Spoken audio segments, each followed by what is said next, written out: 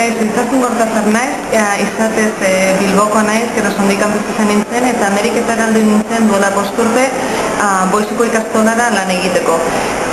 Nire helburua zen euskara irakastea eskolarretik kanpo. Eskolarrian euskara irakastea nintzen, baina hori nahi nuen. Eskolarretik kanpo euskara irakastea beste munduko euskaldunei. Eta orain naiz Navarroko euskara koordinatzailea, eta nire helburua da laguntza eta erraztea euskara ikasi nahi dutenei. Hau da, Ameriketan bizi bazara eta euskara ikasi nahi baduzu, badaude hainbat euskaletxetan euskara klaseak 11etan gaur egun, eta asmo daukagu beste euskaletxetan bai euskara klaseak hasteko.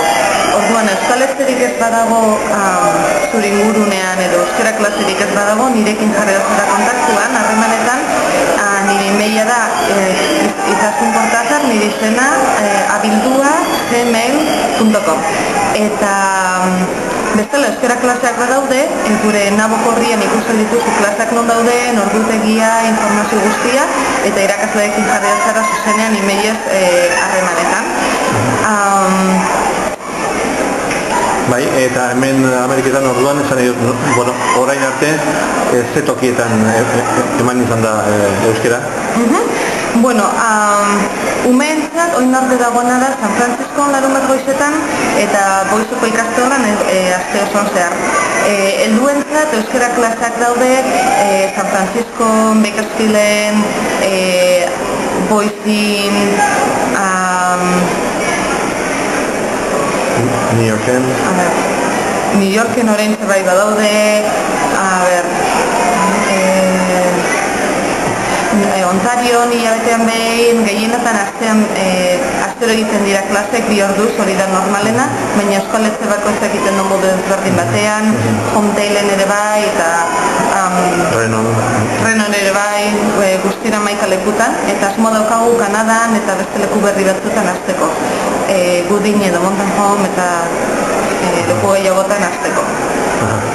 Zea klaseak, beraz, bai presentzialak eta baita ere internet bidez aukera badago?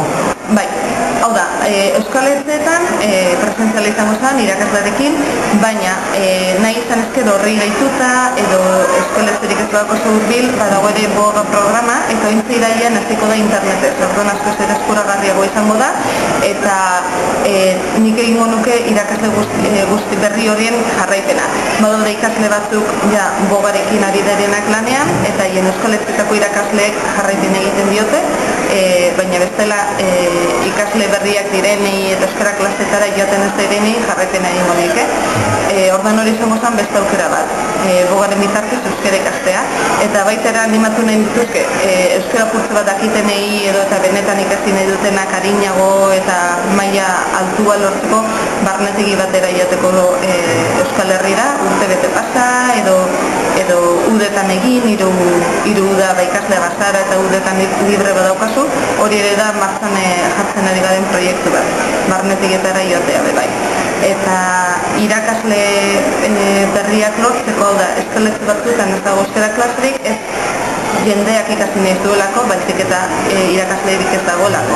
Orduan, beste helburu bat da irakasle berriak sortzea, eta horretarako bai barnetegira joan, edo Argentinan egin izan den, eta azkenengo urteetan egin izan den programa horren bitartez ere, hemengo gazteek edo interesa daukan edo nor euskara ikastea programa horren bitartez, irakasle bihurtu, gero euskara klaseak zabaltzeko eskoletxe gehiagotan.